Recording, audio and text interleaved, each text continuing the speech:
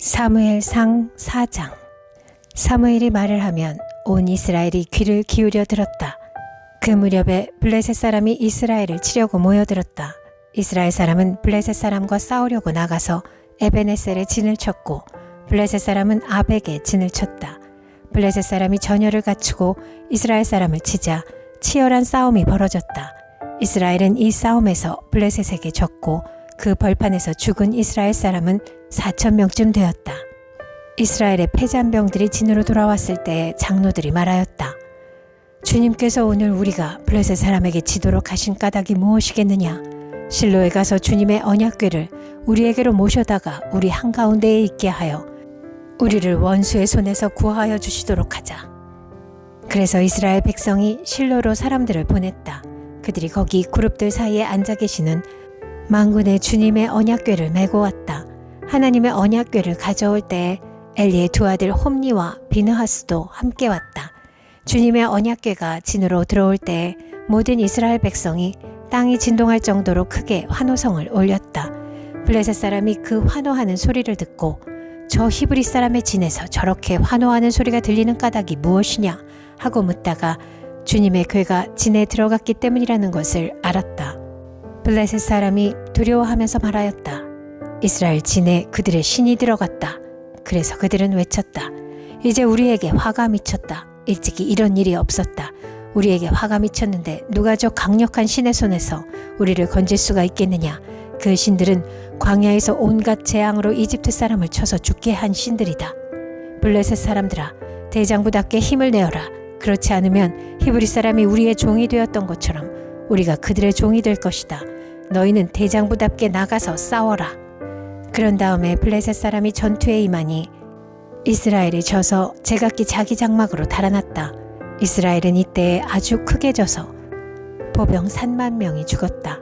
하나님의 궤를 빼앗겼고 엘리의 두 아들 홈니와 비느하스도 이때 전사하였다. 어떤 베냐민 사람이 싸움터에서 빠져나와 그날로 실로에 이르렀는데 슬픈 나머지 옷을 찢고 머리에는 티끌을 뒤집어 쓰고 있었다. 그 사람이 왔을 때에 엘리는 길가 의자에 앉아서 길을 내다보면서 마음속으로 하나님의 궤를 걱정하고 있었다. 그 사람이 성읍에 이르러서 소식을 전하니 온 성읍이 두려워하며 슬피 울부짖었다. 엘리가 그 울부짖는 소리를 듣고 물었다. 저 소리가 무슨 소리냐? 그 사람이 급히 달려와서 엘리에게 소식을 전하였다. 그 무렵 엘리는 98살 된 노인으로서 눈이 어두워져서 앞을 거의 볼 수 없었다. 그 사람이 엘리에게 말하였다. 저는 전쟁터에서 도망쳐 나온 사람입니다. 전쟁터에서 오늘 도망쳐 오는 길입니다. 엘리가 물었다. 젊은이, 무슨 일이 일어났소? 소식을 전하는 그 사람이 대답하였다. 이스라엘 백성은 블레셋 사람 앞에서 도망쳤고 백성 가운데는 죽은 사람이 매우 많습니다. 제사장님의 두 아들 홈니와 비느하스도 전사하였고 하나님의 궤는 빼앗겼습니다. 그가 하나님의 궤에 대한 소식을 전할 때 엘리는 앉아있던 의자에서 뒤로 넘어져 문 곁으로 쓰러져서 목이 부러져 죽었다. 늙은 데다가 몸까지 무거웠기 때문이다. 그는 40해 동안 이스라엘의 사사로 있었다. 그때 엘리의 며느리인 비느하스의 아내는 임신 중이었으며 출산할 때가 가까웠는데 하나님의 궤를 빼앗겼고 자기의 시아버지와 남편도 죽었다는 소식을 듣자 갑자기 진통이 일어나 구부리고 앉은 채 몸을 풀었다. 그러다가 그는 거의 죽게 되었다. 그때 곁에 서 있던 여인들이 아들을 낳았으니 걱정하지 말아요 하고 말해주었다. 그러나 산모는 대답도 없고 관심도 보이지 않다가 그 아이의 이름을 이가봇이라고 지어주며 이스라엘에서 영광이 떠났다 하는 말만을 남겼다. 하나님의 궤를 빼앗긴 데다가 시아버지도 죽고 남편도 죽었기 때문이었다. 거기에다가 하나님의 궤까지 빼앗겼기 때문에 이스라엘에서 영광이 떠났다고 말했던 것이다. 사무엘 상 5장. 블레셋 사람들은 하나님의 궤를 빼앗아서 에베네셀에서 아스돗으로 가져갔다.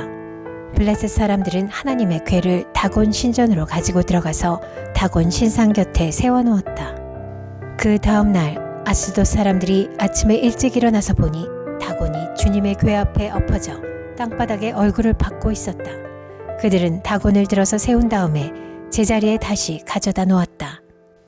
그 다음 날도 그들이 아침 일찍 일어나서 가보니 다곤이 또 주님의 궤 앞에 엎어져서 땅바닥에 얼굴을 박고 있었다.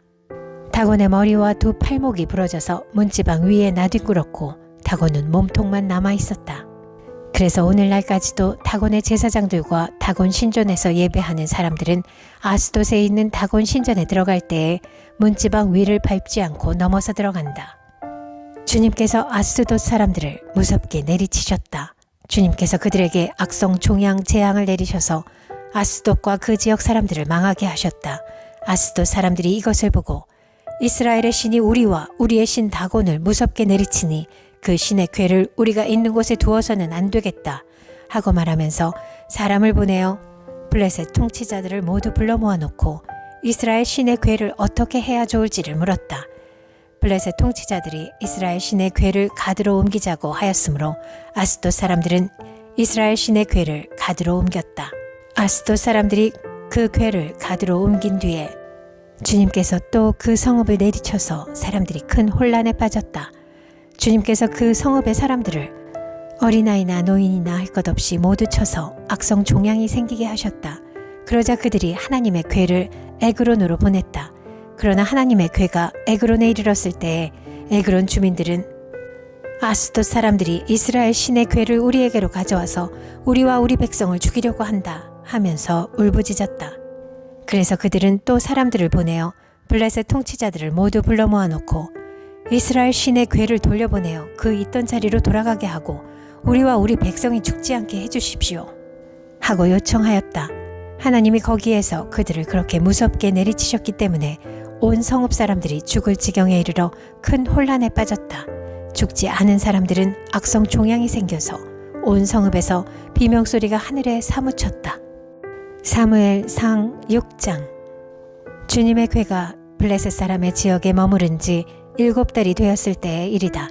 블레셋 사람들이 제사장들과 점쟁이들을 불러놓고 물었다.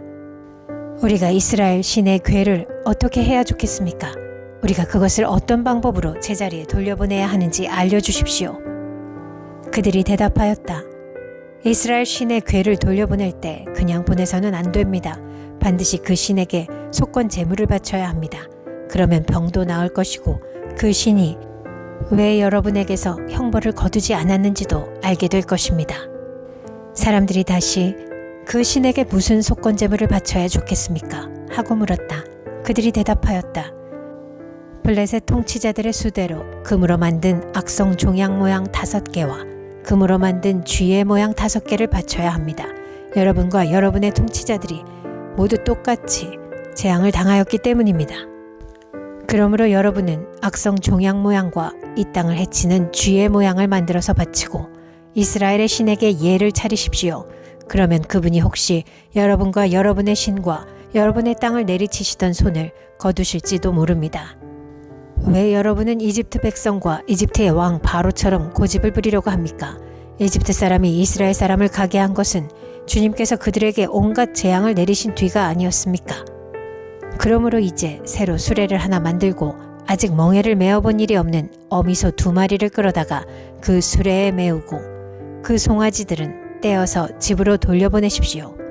그런 다음에 주님의 궤를 가져다가 그 수레에 싣고 여러분이 궤를 가져온 허물을 벗으려면 속건 제물로 보내는 금으로 만든 물건들은 작은 상자에 모두 담아 궤 곁에 두고 그 소 2마리가 가고 싶은 대로 수레를 끌고 가도록 하십시오.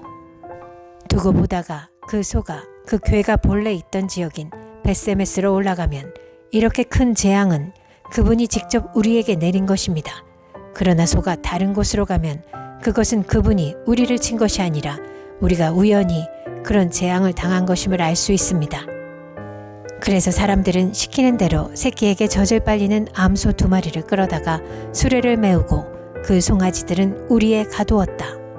수레에는 주님의 궤를 싣고 금쥐와 그들의 악성 종양 모양을 본떠서 만든 물건들도 상자에 담아 실었다. 그 암소들은 벳세메스 쪽으로 가는 길로 곧장 걸어갔다.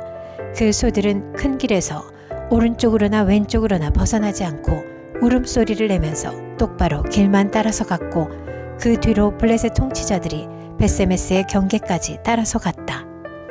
그때 벳세메스 사람들은 들에서 밀을 베고 있다가 고개를 들어 궤를 보고는 기뻐하였다. 수레는 베세메스 사람 여호수아의 밭에 와서 멈추었는데 그곳에는 큰 바위가 있었다. 그들은 나무 수레를 쪼개어 장작으로 삼고 그 소들을 번제물로 살라서 주님께 바쳤다. 레위 사람들이 수레에서 주님의 궤와 그 곁에 있는 금으로 만든 물건들이 든 상자를 내려다가 그 큰 바위 위에 올려놓았다. 그날 베세메스 사람들은 주님께 번제물을 바치고 다른 제물도 바쳤다. 블레셋의 5 통치자들도 이것을 다 보고 나서 그날로 에그론으로 돌아갔다. 블레셋 사람들이 주님께 속건 제물로 바친 악성 종양 모양의 금덩이들은 아스돗 몫으로 하나, 가사 몫으로 하나, 아스글론 몫으로 하나, 가드 몫으로 하나, 에그론 몫으로 하나였다. 금 쥐도 바쳤는데 그 수는 요새화된 성읍과 성곽이 없는 마을 곧 5 통치자가 다스리던 블레셋의 모든 성읍의 수와 같았다. 사람들이 주님의 궤를 올려놓았던 그 큰 바위 곧 베세메스 사람 여호수아의 밭에 있던 그 큰 바위는 오늘날까지도 거기에 그대로 있다. 그때 베세메스 사람들이 주님의 궤 속을 들여다보았기 때문에 주님께서는 그 백성 가운데서 5만 70명이나 쳐서 죽이셨다. 주님께서 그 백성을 그렇게 크게 치셨기 때문에 그들은 슬피 울었다. 베세메스 사람들이 말하였다. 이렇게 거룩하신 주 하나님을 누가 감히 모실 수 있겠는가? 이 궤를 어디로 보내어 우리에게서 떠나가게 할까? 그들은 기럇 여아림 주민들에게 전령들을 보내어 블레셋 사람들이 주님의 궤를 돌려보냈으니 내려와서 가지고 가라고 하였다. 사무엘상 7장. 기럇 여아림 사람들이 와서 주님의 궤를 옮겨 언덕 위에 있는 아비나답의 집에 들여놓고 그의 아들 엘리야사를 거룩히 구별해 세워서 주님의 궤를 지키게 하였다. 궤가 기럇 여아림에 머문 날로부터 약 20해 동안 오랜 세월이 지났다. 이 기간에 이스라엘의 온 족속은 주님을 사모하였다. 사무엘이 이스라엘 온 족속에게 말하였다. 여러분이 온전한 마음으로 주님께 돌아오려거든 이방의 신들과 아스타롯 여신상들을 없애버리고 주님께만 마음을 두고 그분만을 섬기십시오. 그러면 주님께서 여러분을 블레셋 사람의 손에서 건져주실 것입니다. 이 말을 듣고 이스라엘 자손이 바알과 아스타롯 신상들을 없애버리고 주님만을 섬겼다. 그때 사무엘이 이스라엘 사람들을 모두 미스바로 모이게 하였다. 그들의 죄를 용서하여 달라고 주님께 기도를 드리려는 것이었다. 그들은 미스바에 모여서 물을 길어다가 그것을 제물로 삼아 주님 앞에 쏟아붓고 그날 종일 금식하였다. 그리고 거기에서 우리가 주님을 거역하여 죄를 지었습니다 하고 고백하였다. 미스바는 사무엘이 이스라엘 자손 사이에 다툼을 중재하던 곳이다.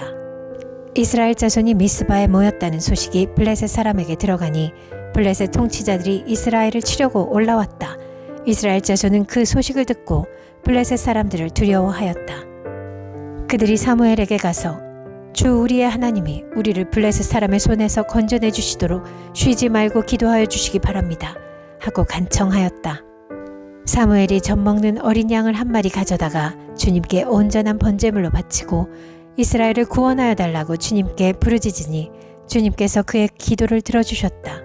사무엘이 번제를 드리고 있을 때 블레셋 사람이 이스라엘과 싸우려고 다가왔다. 그러나 그때 주님께서 큰 천둥 소리를 일으켜 블레셋 사람을 당황하게 하셨으므로 그들이 이스라엘에게 패하였다. 이스라엘 사람이 미스바에서 나와서 블레셋 사람을 뱃갈 아래까지 뒤쫓으면서 무찔렀다. 사무엘이 돌을 하나 가져다가 미스바와 센 사이에 놓고 우리가 여기에 이르기까지 주님께서 우리를 도와주셨다 하고 말하면서 그 돌의 이름을 에베네셀이라고 지었다. 그래서 블레셋 사람들이 무릎을 꿇고 다시는 이스라엘 지역으로 들어오지 않았다. 사무엘이 살아있는 동안에는 주님의 손이 블레셋 사람을 막아주셨다. 블레셋 사람이 이스라엘에게서 빼앗아간 성읍들 곧 에그론과 가드 사이에 있는 성읍들도 이스라엘에 되돌아왔으며 성읍에 달린 지역도 이스라엘이 블레셋 사람의 손에서 되찾았다. 이스라엘은 또 아모리 사람과도 평화롭게 지냈다. 사무엘은 살아있는 동안 이스라엘을 다스렸다. 그는 해마다 베델과 길갈과 미스바 지역을 돌면서 그 모든 곳에서 이스라엘 사람 사이의 분쟁을 중재하였다. 그리고는 자기 집이 있는 라마로 돌아와서 거기에서도 이스라엘의 사사로 활동하였다. 그는 라마에 주님의 제단을 쌓았다.